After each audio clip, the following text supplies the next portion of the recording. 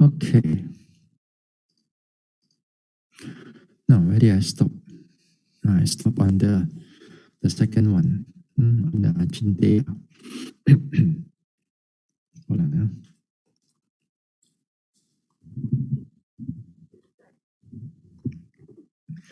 As I said, some of the topics,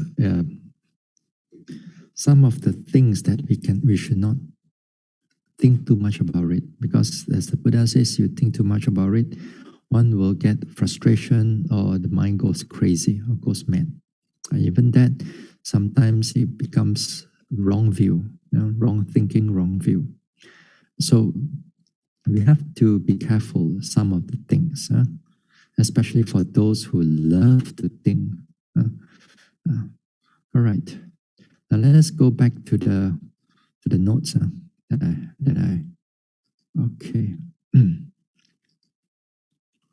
Okay. Okay, now this one. All right. Let me be bigger. Okay, here there are the 4 domains that we should not think too much about it, because this will make us either madness or frustration. First is the domain of the Buddhas. The second one is one in jhanas, and also nibbana, and also the psychic powers and so on. The third one is this karma vipaka, the result of karma. The result of karma is also another inconceivable matter. But then we may think that, didn't the Buddha taught us so much about karma? And yet, some of the things that it is not conceivable. Yes, of course. The Buddha taught many things about the karma. But what the Buddha taught or Buddha teaches is that they teach the principles of karma. They talk about different principles of karma and how the karma and vipaka are related, and how they springs the resultant of due to a karma. It's how they result in present life, future life, and so on. Yes, he touched about the principle of it, but he doesn't go into too much more deeper than that. Even in Abhidhamma, they go a little bit more, but again, it leaves a lot of areas that we don't have to go in and think about it. Now, even the understanding of karma also is one area, is to understand the nature of vipassana also, especially the nature of cause and effect. Intentions, we know about intentions, we know about formations and so on, that you can see that in the mind. So we can understand the nature of karma even when we are doing vipassana, but not in the sense of like, because in the vipassana it's more like in immediate result. You see it immediately. You note your intention, then you note the nature of your leg is walking. You note the rising and falling is taking place, or the in-breath, out-breath is taking place. The intention and the resultant of it. So this karma, it's in other areas, in a very deeper, we should not go and look into it too much. Now, let's look into a number of results, a number of what it meant by these things. Okay, this one is Monday, we talk about that, the omnisciency of the Buddha, 10 powers and the ways of the Buddha, and so on. This one is a jhana, yes. They include nibbana, jhana, nibbana. Okay, this one we talk about them quite a lot. Not too much, I think. But anyway, now the result of karma is this. The principle of this karma is to understand that the resultant of karma is due to many causes, many effects, not just one cause and one effect. It's due to many causes, many effect. So this is the principle of karma. Then, for example, another principle is that the Buddha was taught also that when this karma will ripen, whether ripen in this life, ripen the next life, ripen in the subsequent future lives, and will not ripen for your certain actions that you have done.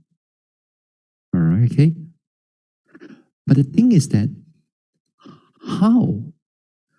You see, you kill a cockroach right now, let's say. When do you think that thing is going to ripen? You do not know.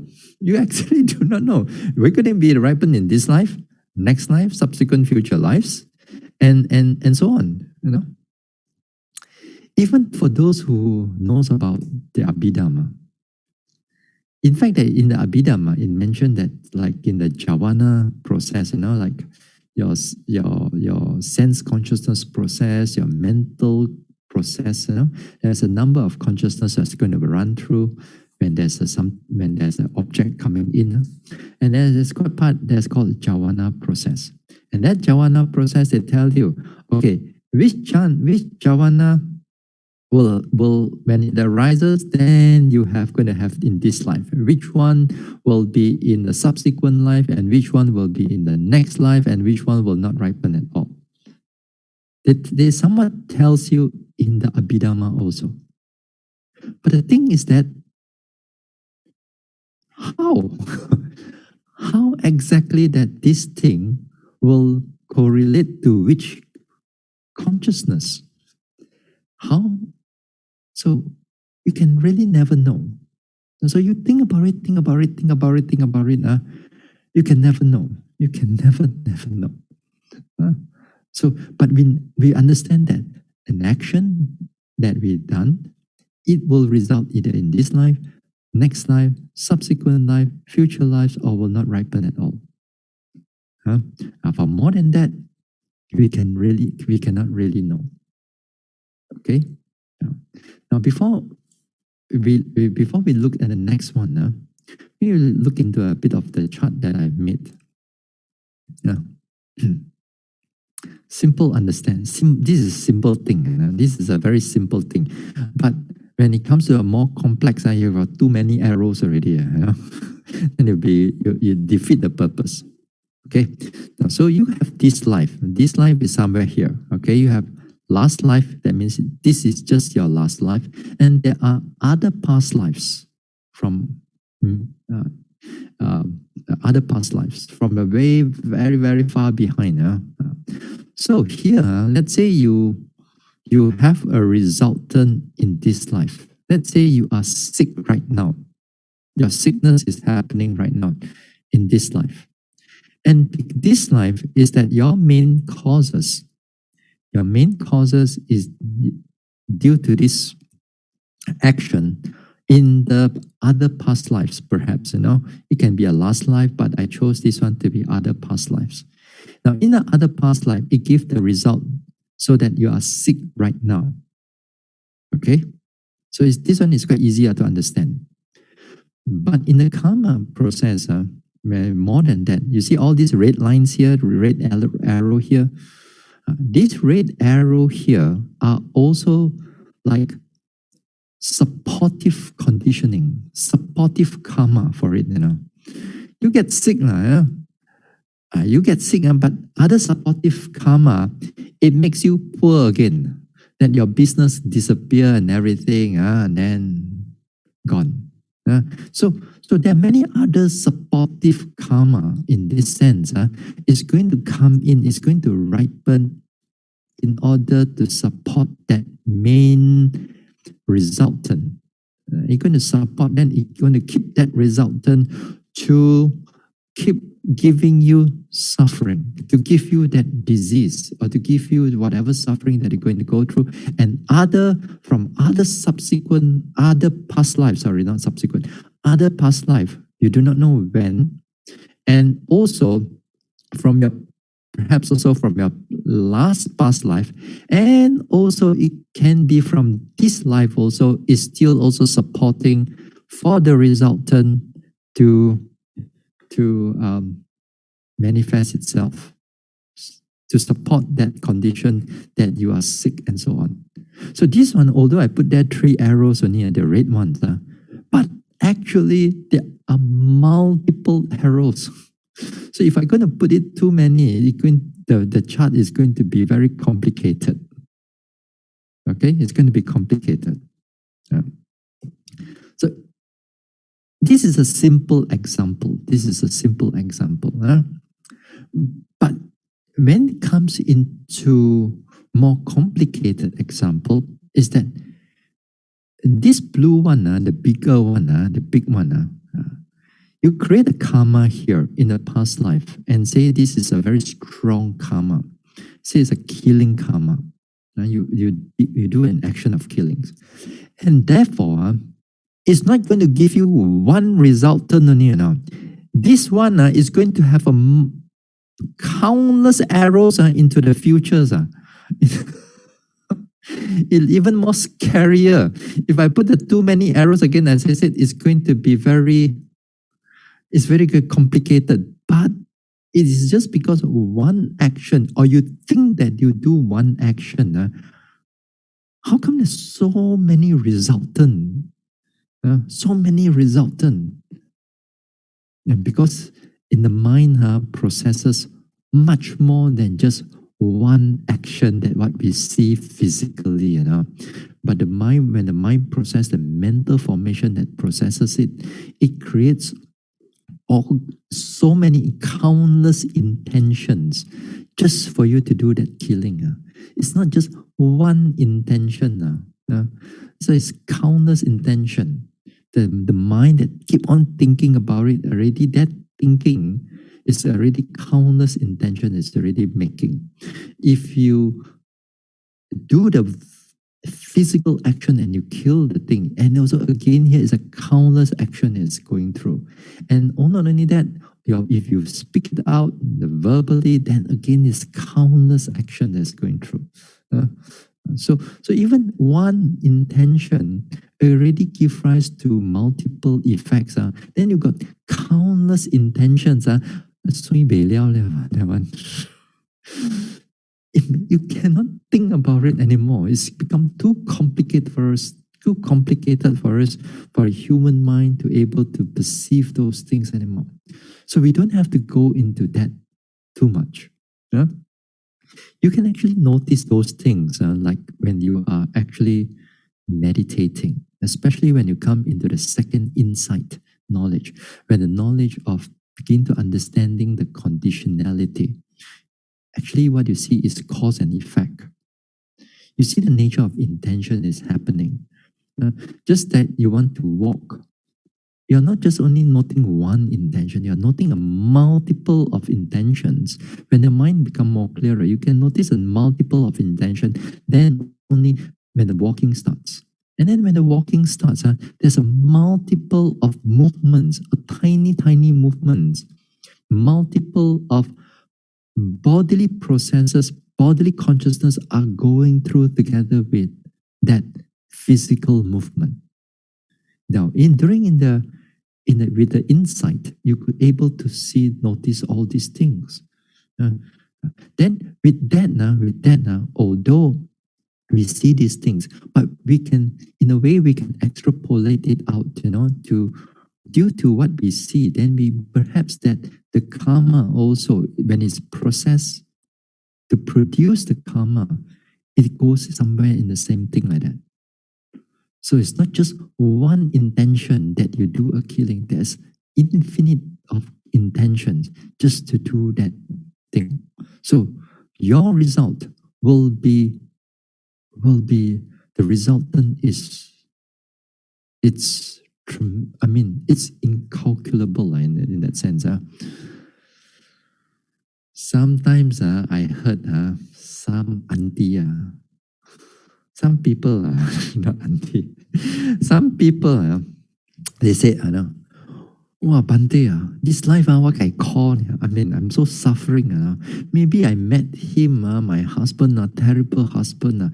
Never mind, Bhante, this life, I be patient, patient. Next life, I 还你借个了no, I repay back everything. So next life, I don't come back and meet him again.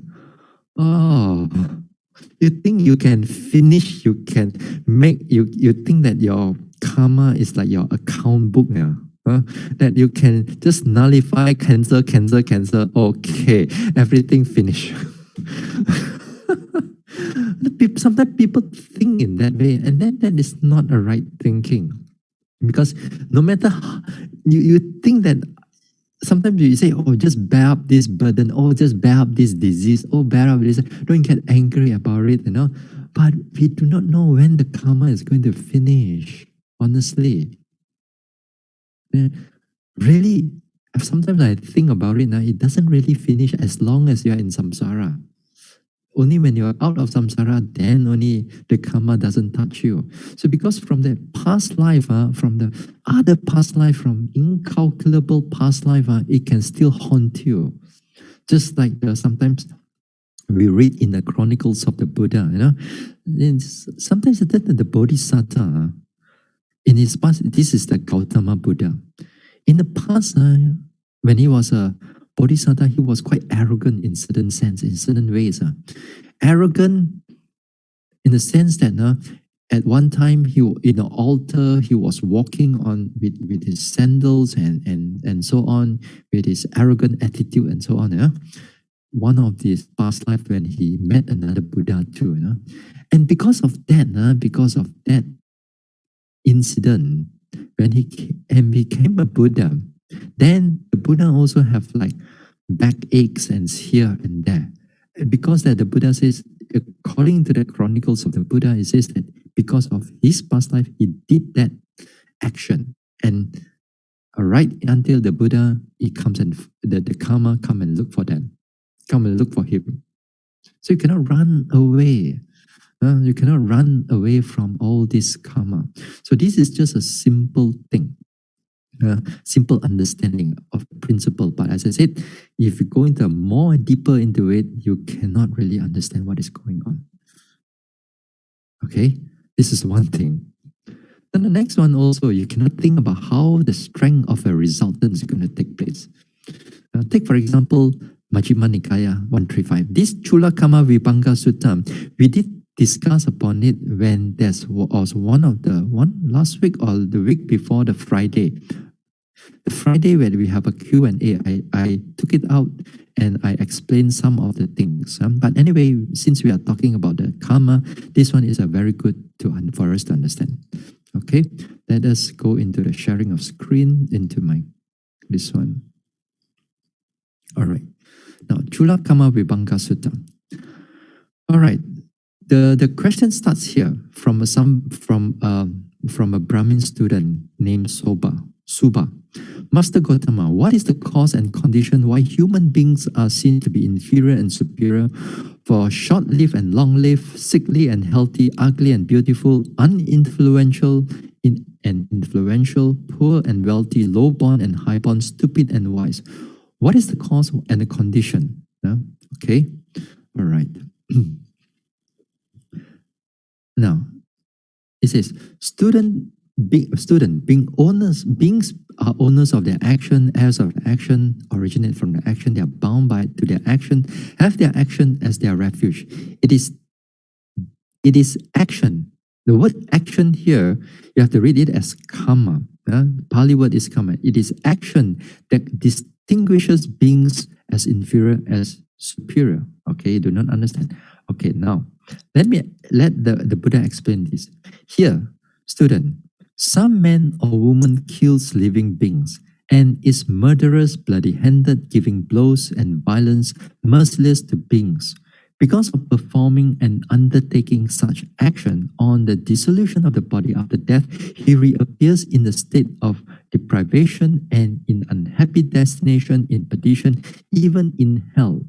But if on the dissolution of the body after death, he does not reappear in the state of deprivation, in an unhappy destination, perdition, but instead come back to the human state, then whenever he is reborn, he is short-lived.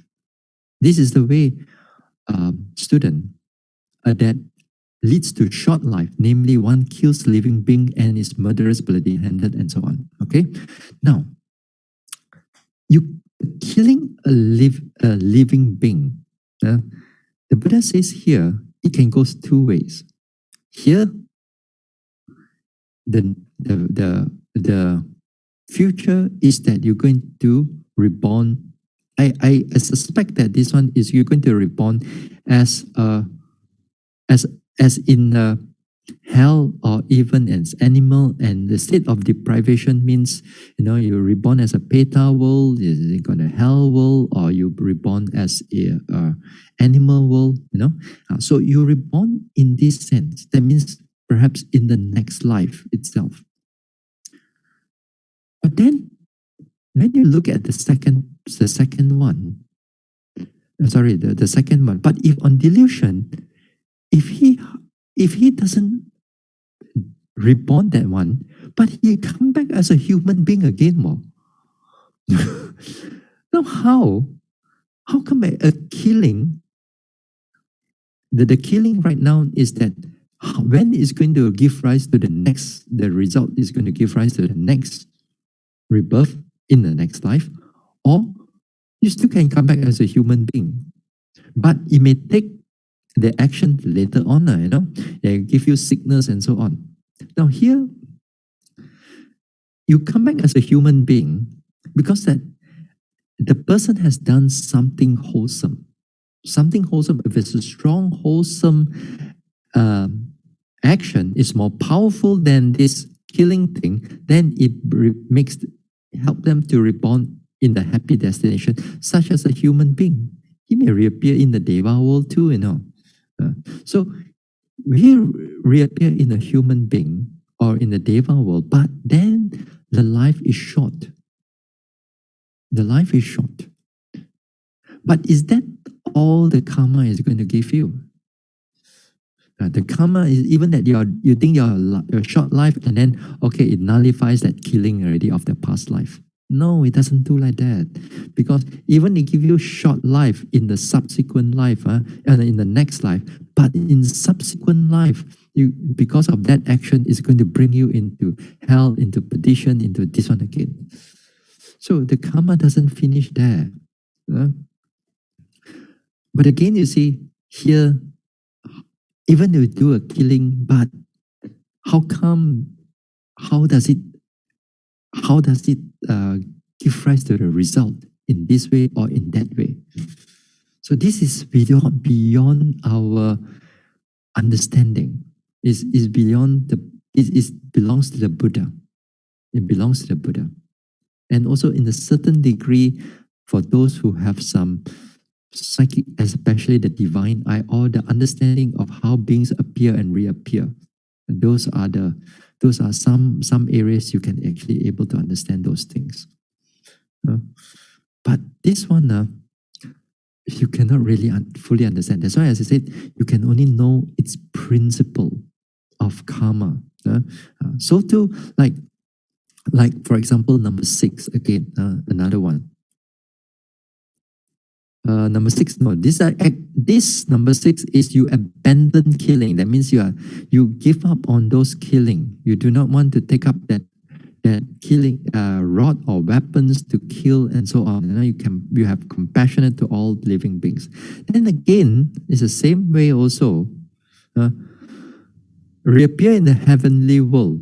But if it does not appear in the heavenly world, he'll reappear in human life. Then you're going to have a long life. Then again here, that wholesome state of mind, how does it going to give result? Whether this one or that one. And not only this, it's going to give you multiple times infinite numbers of lives, not only just 1 or 2 lives. So again here, so the killing one is quite strong. But here, number 7, again here, you are just injuring beings. You're not killing them, but you're injuring beings. And yet, the Buddha says, you can reappear in the state of deprivation. But if you come back in a human state, you'll always be sickly.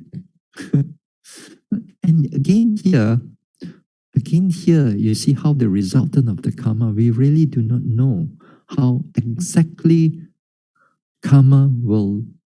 the resultant of karma will give rise to anything. Even right now, for example, that you are healthy, you are well, for example, you think you have not injured any living beings before in your past, man? You think you're not. So if you have done something, then you are reborn back as a human state. Then wherever he is reborn, he is sickly. So we just do not know when our karma is going to come in. It's going to kick us, and then it's going to reappear and make us all these type of things. We are in samsara. In samsara, there are always this type of danger. So you can see here, we do not know how the karma will, when it will give rise, when it will disappear, and so on. In other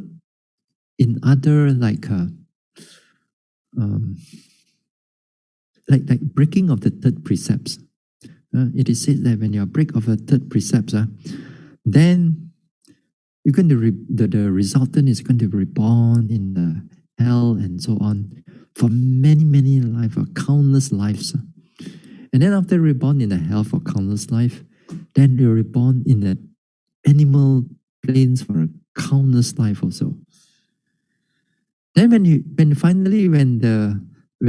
able to reborn back as a human being, and then reborn back as what we call a hermaphrodite. Hermaphrodite, like neither male nor neither female. They have both genes and both genitals together. Then after that, they said that according to the commentary or the text, I forgot. Then after that, after the hermaphrodite period, then after that, reborn as a woman. Then before you're reborn as a man.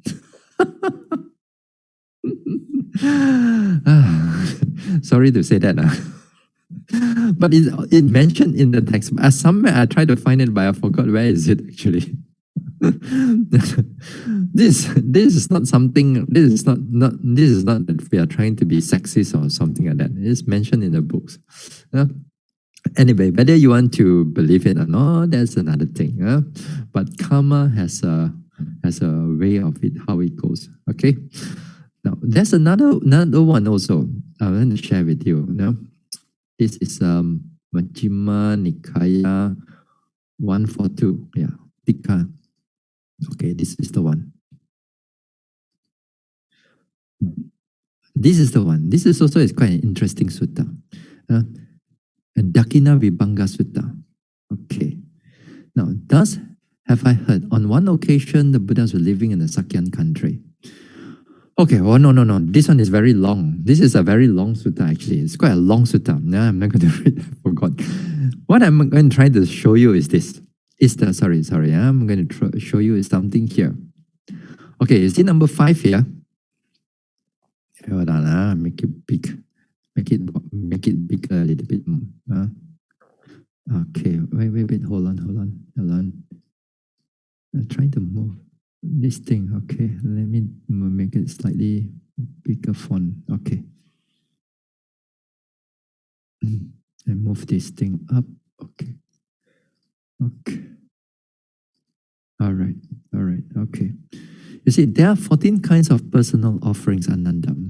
One gives a gift to the Tathagata, fully accomplished and enlightened. First kind of offering to a Pacceka Buddha. Second, to an Arahant disciple. Third, to entered upon the way to the realization of the fruit of Arahantship. This is the fourth. That means Phala, Magga, and Phala. And the Magga and Phala considered as two consciousness, two different beings, two different offerings. So too for non-returner, there's Magga and Phala also, another two. And then again here on the top, non-returner. Then once returner, Sakadagami, then you have again Magga and Phala again. Then stream enterer, Magga and Phala again. Okay?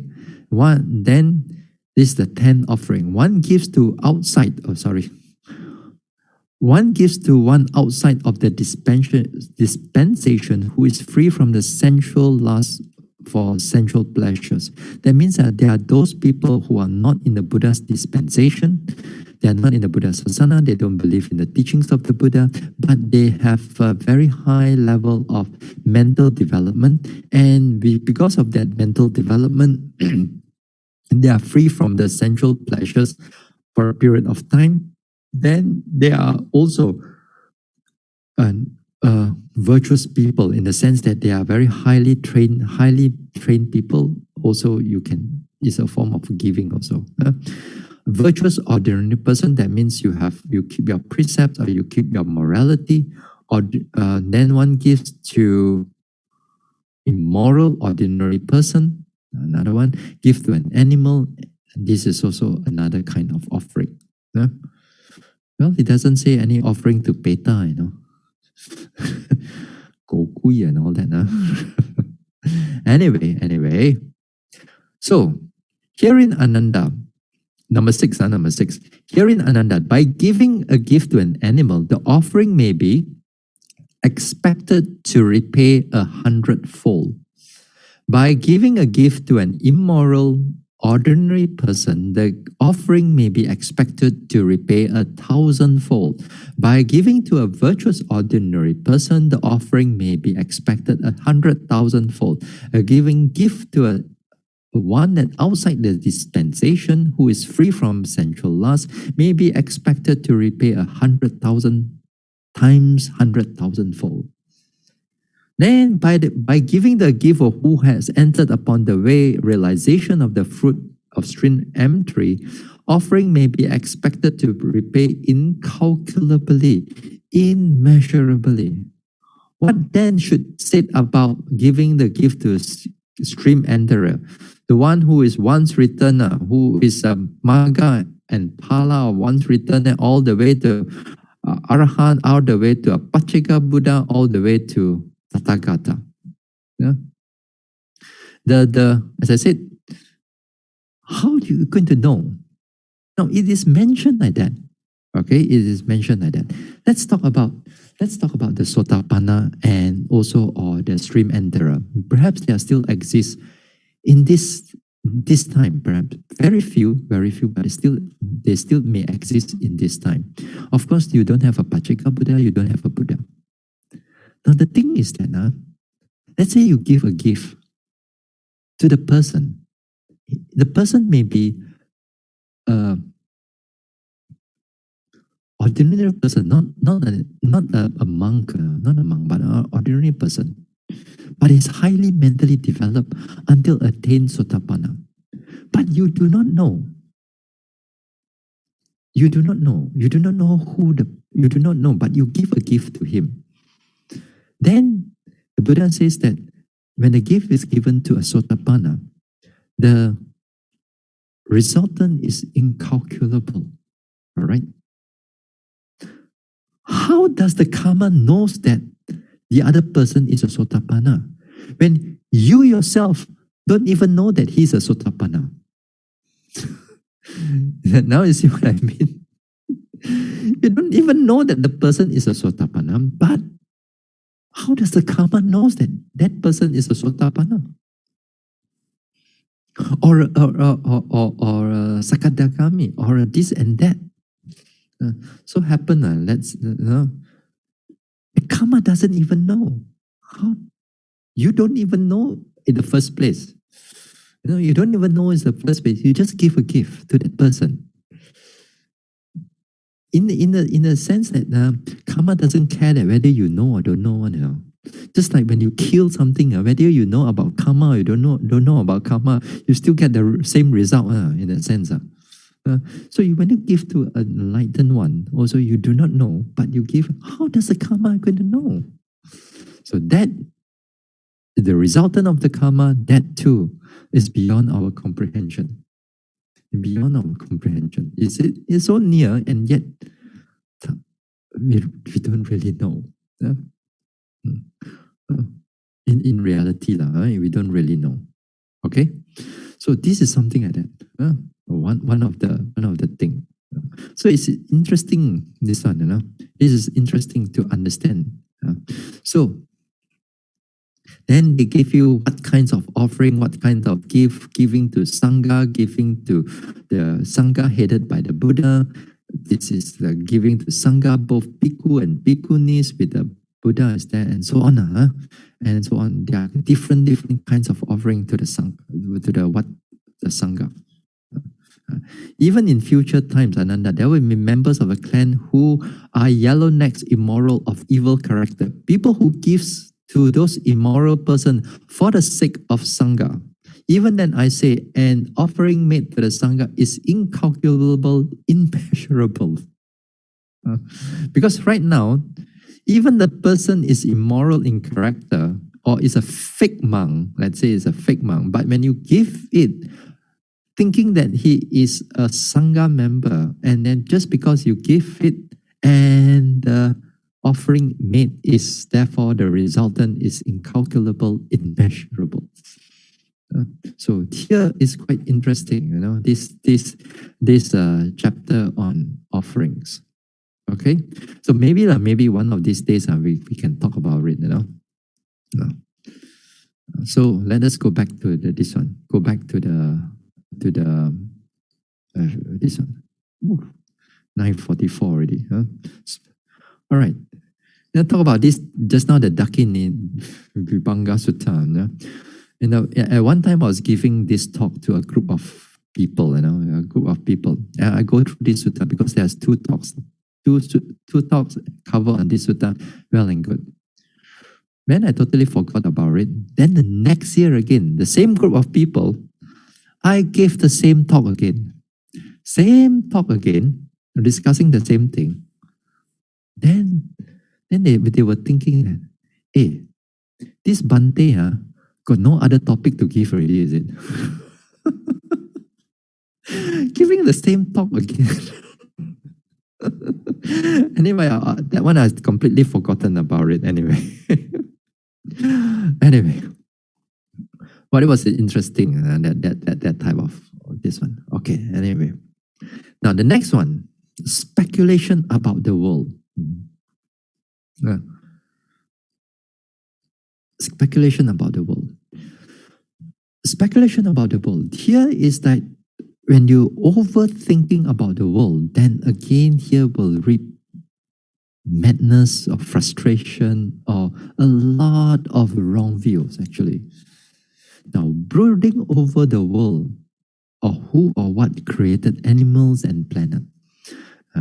Of course, right now, there are studies when we look into astronomy, we look into the stars, we look into the world and so on, Then, of course, these are some of the modern things that because we have more sophisticated devices, we can see things more clearly. But those days, during the Buddha's time, people cannot, when they look at the stars, everything is just twinkling in the sky only. But nowadays, with a telescope, a powerful telescope, with that one dot, we can actually see that it's a galaxy. It may not be just a star. That means there are so many stars inside there.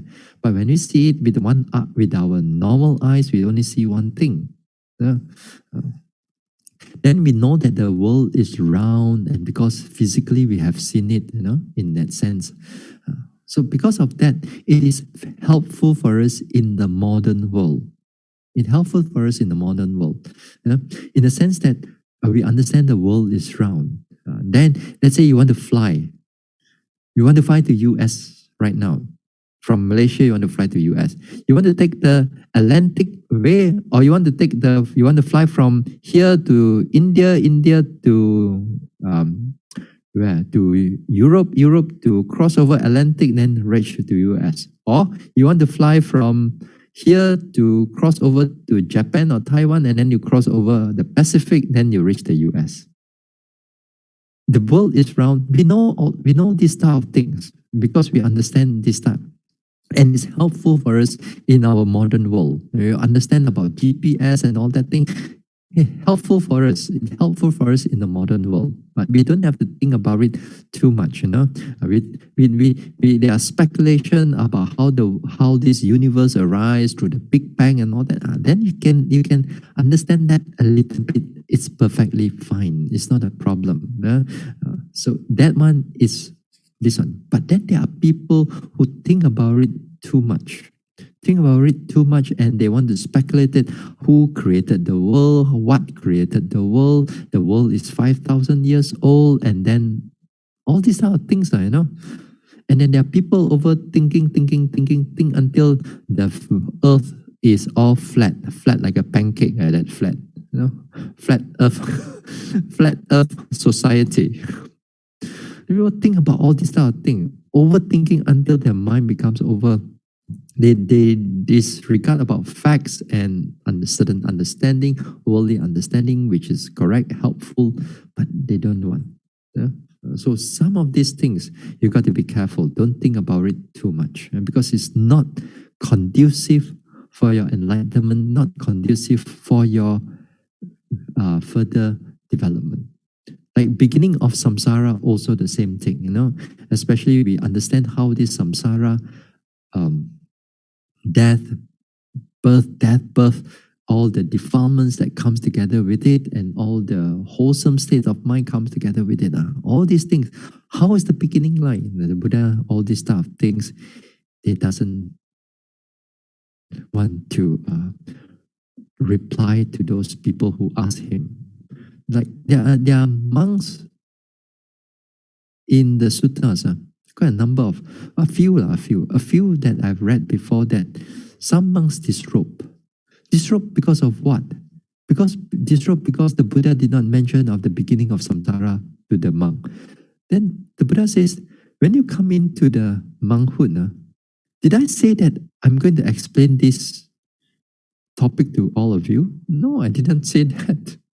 This is their thing also. And also the next one, number 3, also the same thing. Reflections about the world. And some, again, there are some monks also thinking about these reflections about the world. And because the Buddha did not answer those things, they don't want to become monk anymore. Or they go and smear the Buddha's name because of them. Here, reflections about the world. It's quite a very, these are what we call they call it a stock phrases, It doesn't happen in just one sutta, but it happened in the multiple of suttas, and there's always this 10. I guess, and also the scholars are thinking that when they talk about this 10, it can be a very popular subject during the Buddha's time. It's a very popular subject, and or they question it around the topic about those things. So when they recite these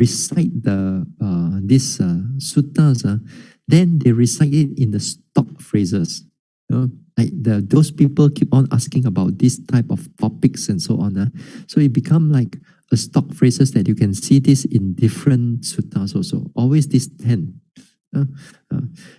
Let us go on this Sutta Nipat Samyutta 56. Let me stop this one as we go through that one. Okay. Now go to my library. All right.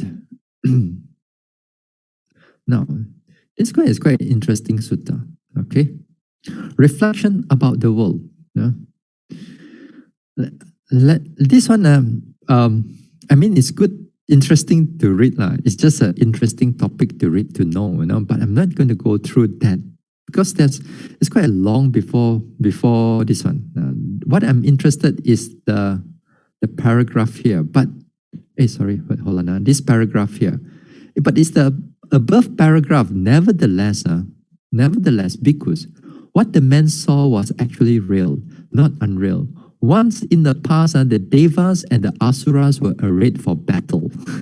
In that battle, the Devas won and the Asuras were defeated. In their defeat, the Asuras were frightened and entered the Asura city through the lotus stalk to the bewilderment of the Devas. So you end up in a heavenly world, you still got battle and still got war going on. So this one is something like that. So here what the Buddha here is this one, the next one. Therefore, bhikkhus, do not reflect about the world, thinking the world is eternal, the world is not eternal, the world is finite, the world is infinite, the world and the body are the same, the soul and the body are the same, the soul is one thing, the body is another, the Tathagata exists after death, the Tathagata does not exist after death, the Tathagata both exist and does not exist after death, the Tathagata neither exists nor exists after death. For what reason? Because this reflection is unbeneficial, irrelevant to the fundamentals of the holy life, does not lead to revulsion, to dispassion, to cessation, to peace, to direct knowledge, to enlightenment, to nibbana. Then what you should reflect? When you reflect, bhikkhus, you should reflect. This is suffering. This is dukkha. You should reflect. This is the origin of suffering. This you should reflect. This is the cessation of suffering. You should reflect. This is the way leading to the cessation of suffering. For what reason? Because this reflection, beneficial, relevant, fundamentals to the holy life leads you to revulsion, to dispassion, to cessation, to peace, to direct knowledge, to enlightenment, to nibbana. So you see that this type of this one, you should not reflect on it too much. Now let us go back to this one. I keep it simple. Now here the world is eternal, the world is not eternal, and then here when you talk about eternalism and this annihilationism, it's all connected to the physical thing. Finite, infinite, also the same thing. Permanent and they are not permanent. And then again, you get the body and soul and so on. But what I'm interested also is this number 7, 8, 9, and 10. Number 7 especially. This is where when we begin to overthink whether the Buddha exists after death or not. Then it turns into that, and you think that the Buddha exists after death, then the Buddha exists in somewhere in the land is very pure. Then they exist there. Once they exist there, that is what the Buddha says. You don't go and think about those things because it is beyond logic, beyond logical reasoning, beyond you try to hammer it out through your logical understanding. It is impossible. That's why when you think about this too much, then all these wrong views will start to become attached to all your so-called religious view.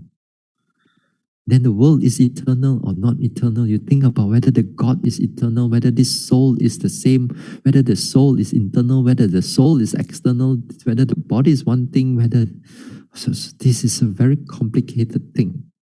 So if you think about it too much, you can go into a lot of wrong views when you speculate about those things. So this is where all these wrong views are like the Buddha and the Arahants, when they die, they reborn in a certain land of existence and so on. They are still there and so on.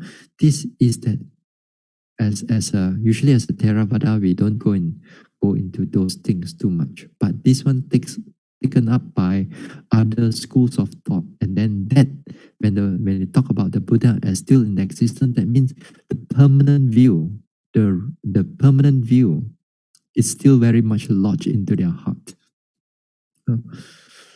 So this is on the Acinteyya. So here, don't try to think about this karma too much, speculation about the world too much.